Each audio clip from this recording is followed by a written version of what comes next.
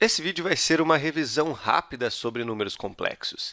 Se você já estudou números complexos no passado, isso vai ajudar você a tirar aquela ferrugem, a dar uma lubrificada nas engrenagens e também entender o porquê os números complexos são importantes na engenharia elétrica. Agora, se você nunca ouviu falar de números complexos, nunca teve contato com eles, eu recomendo fortemente que você faça os módulos de número complexo aqui no Khan Academy. É só procurar lá na seção de Álgebra 2.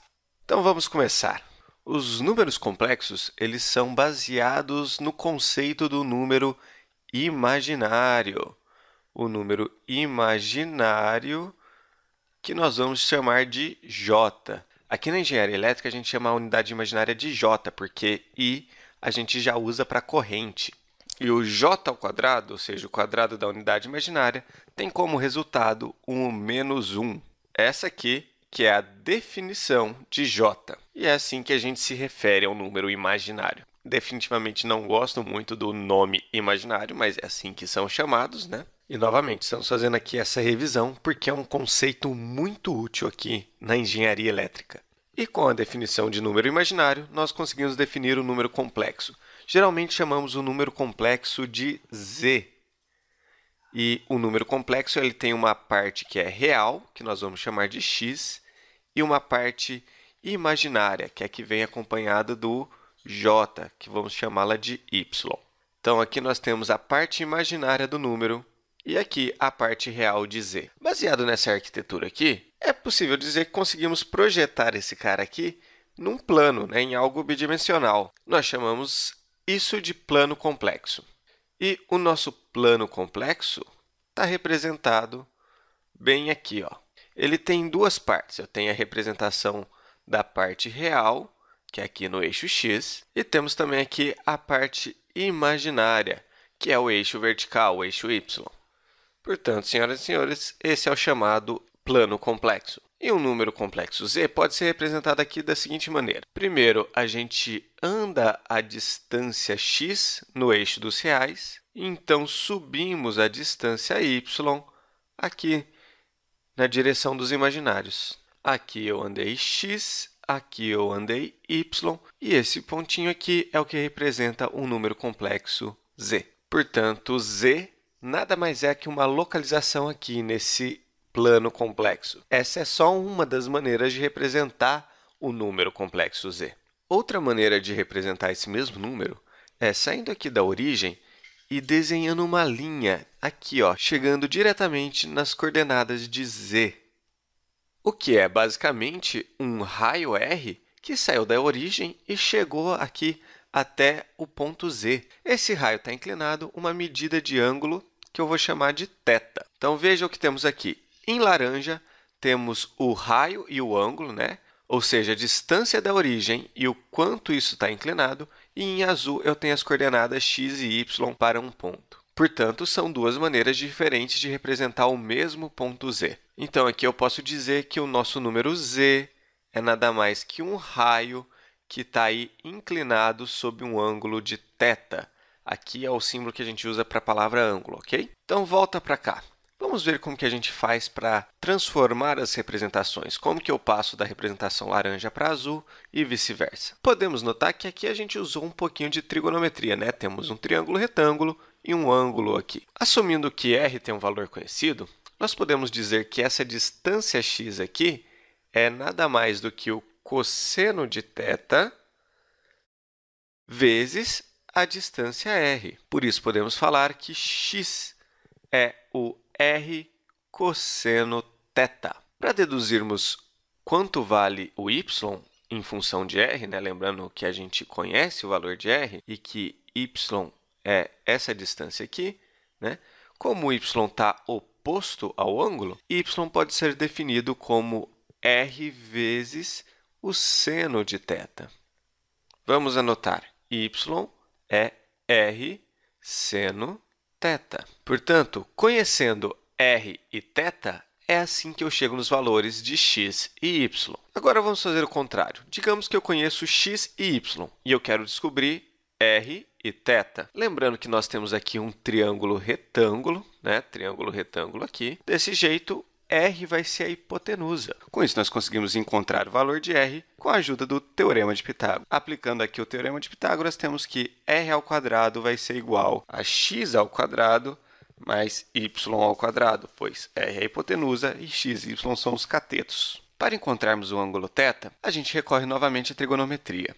Podemos usar, por exemplo, a tangente do ângulo θ.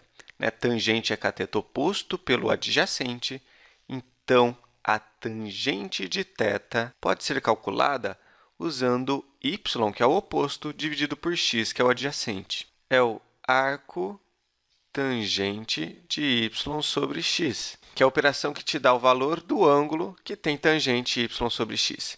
Se você for usar isso na calculadora, lá no botãozinho está escrito tan elevado a menos 1, e você digita o valor y sobre x. Então, conseguimos aqui dois tipos de conversão para dois tipos de formatos de escrever os números complexos. Nosso objetivo aqui é conseguir entender os dois formatos e conseguir usá-los aí livremente, sempre que precisar passar de uma maneira para outra sem qualquer problema. Temos também uma terceira maneira de representar um número complexo. E essa terceira maneira vai ser bem útil para a gente. E eu vou começar fazendo o seguinte, pegando esse x e y aqui, e substituindo nessa maneira cartesiana de representar o número z. Bom, vamos então já fazer a representação. Z vai ser igual. No lugar do x, vamos escrever r cosseno θ e no lugar do y, r seno θ. Como já vai ter r em ambos os casos, vou deixar r em evidência aqui. Então,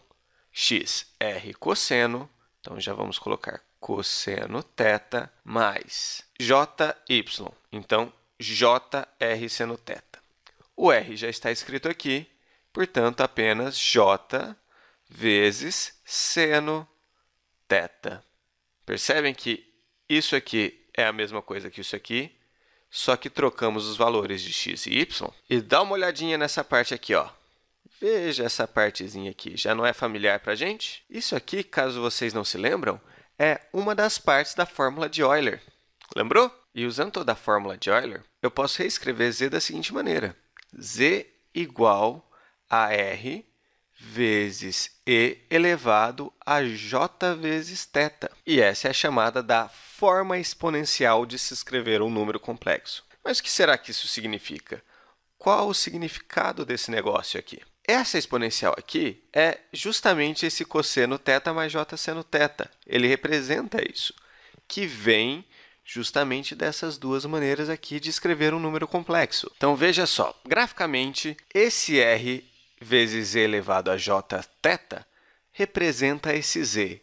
Quando você enxergar esse cara aqui, você vai ter que associar imediatamente com essa parte aqui, onde nós temos um número complexo, que ele tem tamanho r e está inclinado sob um ângulo de θ.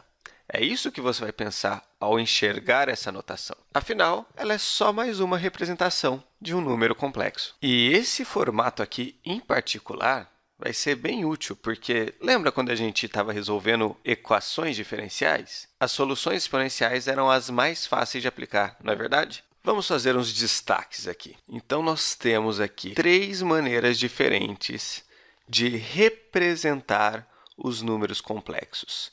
E lembre-se que elas são todas equivalentes.